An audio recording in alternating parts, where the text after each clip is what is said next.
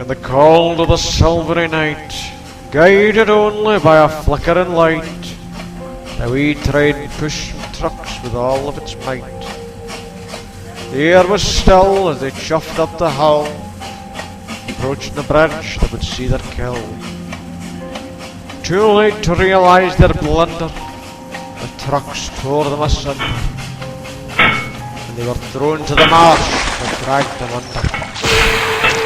There was no one for miles to hear them yell. Alone and terrified they quickly fell, grasped by the tentacles of a watery hell. Some nights in the darkness you can hear their call, crying out for someone to stop their fall. But no one can help them, no one at all.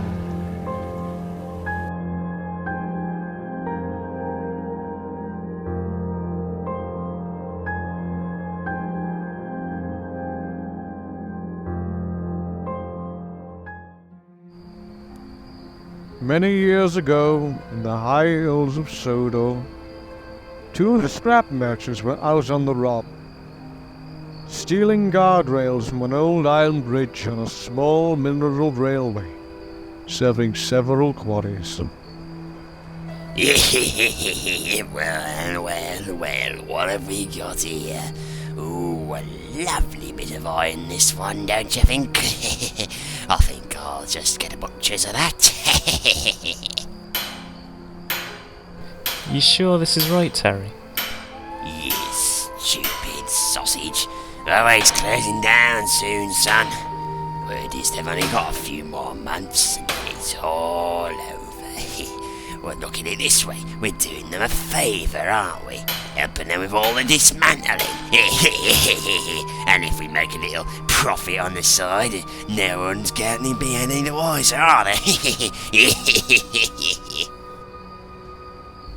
The railway had never been entirely profitable, and had descended into a slow, steady decline. The engines were poorly maintained, and they ran on rickety old track.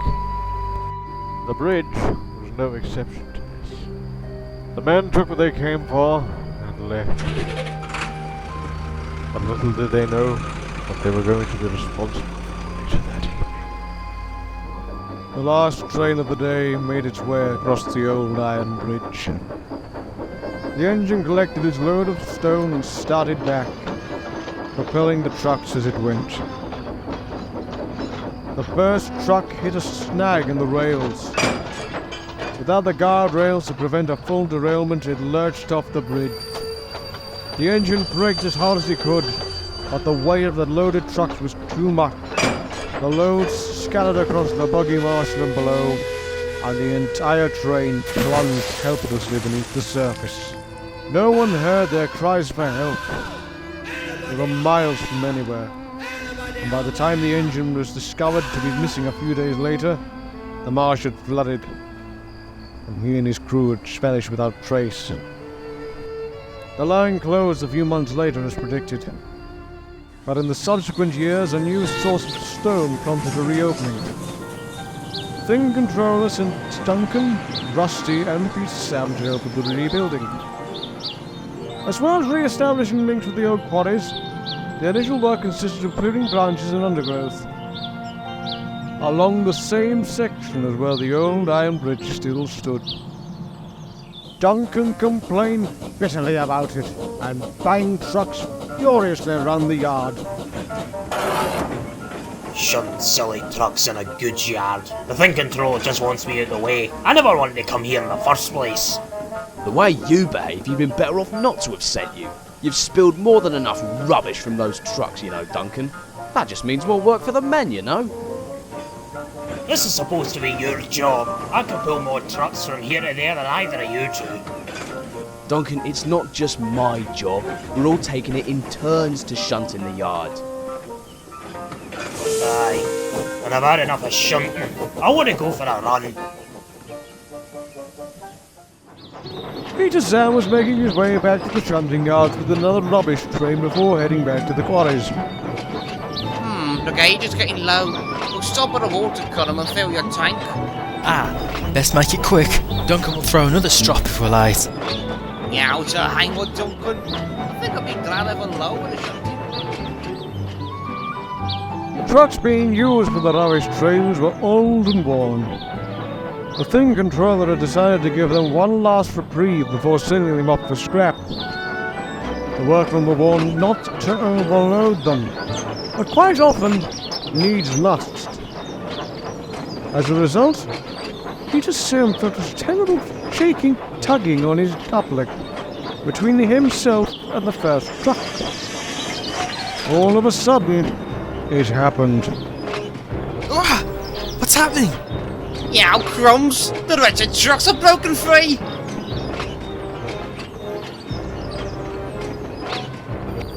The guard braked hard, but knew his efforts would do little good.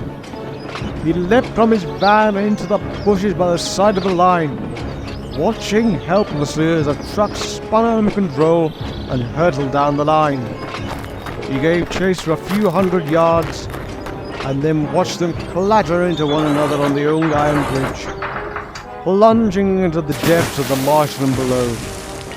I don't believe it. Where did they go? Oh. Oh no! Oh, Duncan will never let me hear the end of this. Yeah, never mind Duncan. Wait till the thing controller finds out. The foreman said that you agreed that the trucks would be able to carry that amount. You're all at fault here, Peter Sam. But those trucks should have been secured on that hill. You'll be standing here for the duration. Duncan can start hauling trains early instead. Finally! It wasn't my fault, sir. I want no excuses, Peter Sam. Just be grateful you weren't attached to those trucks. Unlike the last engine that lost its train on that bridge. Well. Peter Sam, the perfect engine, runs out of luck at last. That'll come back to haunt you, you know, lad. You'll have disturbed the ghost. If I were you, Duncan, I wouldn't joke about that. Ah, don't tell me you believe in that nonsense. You go and soften the front end. Don't be so rude, Duncan. Is the engine still here, Rusty? Well, the valley flooded in the days following the accident. And by the time it had cleared, a rescue would have been both difficult and, given the fact the railway never had much longer to run anyway, pointless. So, they did the only thing they could. They left the engine and his crew buried in the marsh. How awful. The railway became a popular nature walk, and on more than one occasion, people who have ventured out toward the bridge late at night have heard the sound of an engine at work. It's not unusual. We do night runs on our railway all the time. It's not so usual when there are no rails for an engine to run on. There's one notable incident that driver knows of. Why couldn't we have come in daylight? This place has been shut for months. Oh, it's a bunch of bureaucratic twaddle, my boy. It's still in the hands of the official receiver and all that nonsense. Demolition mob are going to dispose of this lot themselves. So we've got to get what we can while there's still time. We're going to get our lot off that old iron bridge. Here, am I going nuts? Or did you just hear something just now? Sounds like a train. Well, blow me, it is a bloody train! Quick, get out of sight! The two men watched as the engine propelled a set of loaded trucks across the bridge. They were astounded. They had been fully convinced that the railway had closed and that the engines had been sent for scrap. Must be working the mines out. They could hear the sounds of the engine getting fainter and fainter, and then it vanished. What on earth just happened? Oh, I could have sworn I saw... Oh, that's not a pleasant thing to have to think about. I may be a thief, but I wouldn't wish that on nobody. Here, lad, take your hat off. Let us look at this momentous occasion for the traumatic experience that it is. Amazing grace, how sweet the sound that saved a wretch like me. What's the bloody matter, lad? Never seen someone have a religious conversion before. I think this experience has taught me to give up my life for crime before someone else gets hurt. I think for me it'll be the cross from now on. I have found my saviour in Jesus Christ. Long may he, well, not live exactly, but long may he prosper. The two scrap merchants fled. At first, no one believed them. But that particular spot has become popular with campers. And many people say they've seen the engine trying to make its way across the bridge.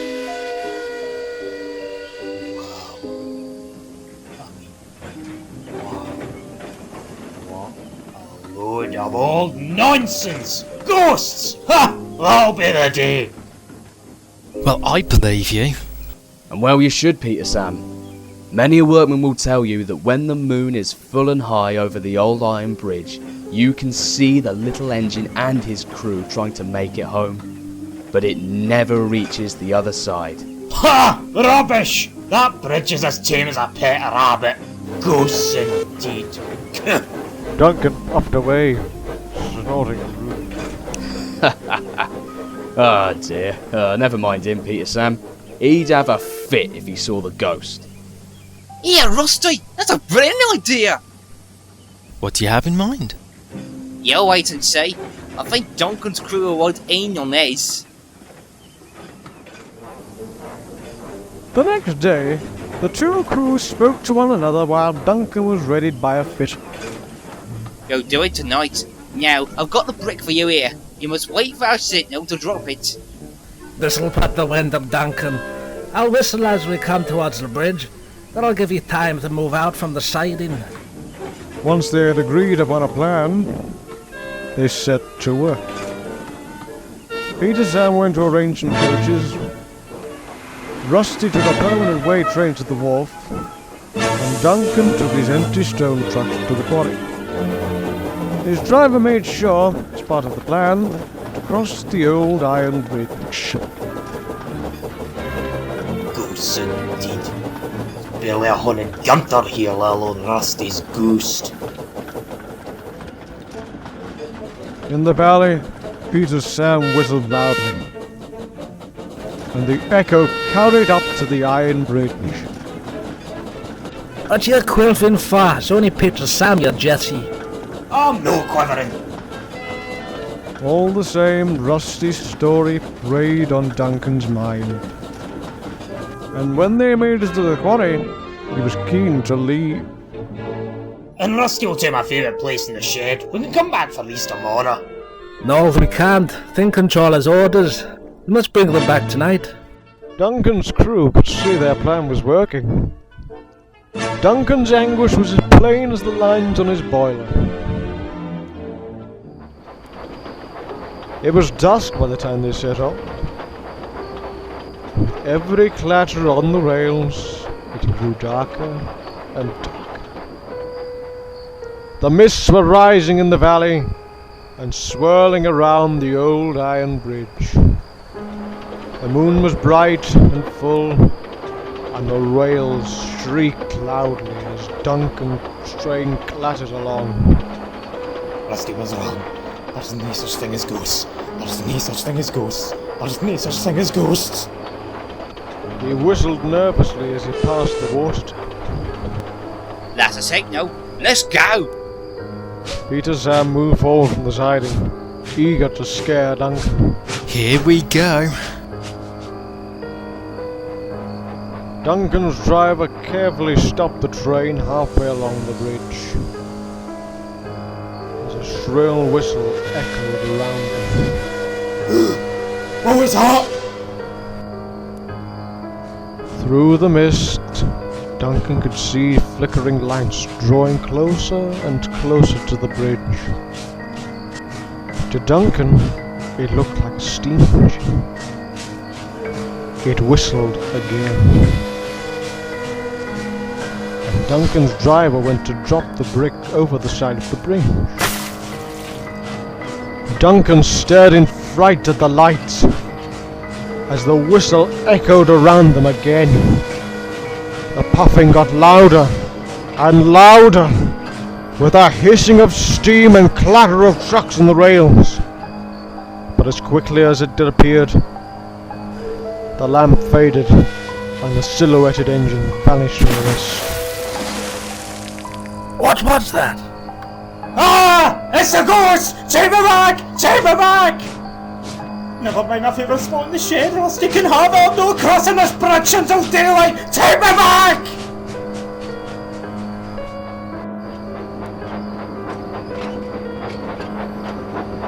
Duncan reversed the train back to the water tower, howling loudly with his eyes closed. Take me back! Please! Duncan? Ah! It's Conway's! Now, don't be daft, it's Peter Sam. Duncan opened his eyes gingerly. Peter Sam was waiting in the siding by the water tower, looking worried. What you all still doing here? I thought you were going to follow us across. What do you mean, follow us? We were trying to play a trick on you, Duncan. And they explained their plan to him. The problem started when we couldn't get out of the siding. The points are stuck fast and against us. Well, it must have happened when we passed you on the way down. So, it was all a trick? Ha! Ha! I knew it was nonsense. Yes, but why have you come back then? I heard a lot of whistling from the bridge. We thought that was you. We only whistled the once for the first signal. We dropped the brake and heard the big splash you made. It was really effective, wasn't it, boy?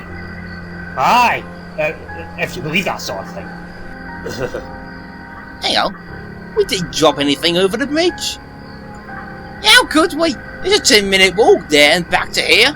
Besides, what could we carry that would make a bigger splash than a brake? They all paused, reflecting. I thought I saw an engine in the lights. I saw it too. I thought it was you, Peter Sam. It was Peter Sam. Tell him. Please tell him. It can't be me. You don't think? They didn't want to think any further on it. The two crews fixed the points, and the cavalcade puffed for home, cautiously trundling over the old iron bridge. Ha! There's no such thing as ghosts. But even though Duncan kept saying that all the way home to the shed, it didn't stop him from begging the thin controller to give him a second chance at shunting the following day in Peter Sam's place. There's no such thing as ghosts. I don't think he sounds very convinced. Do you? But if it wasn't Peter Sam, then who did Duncan see pushing those trucks onto the old iron bridge? I can only assume we'll never truly know.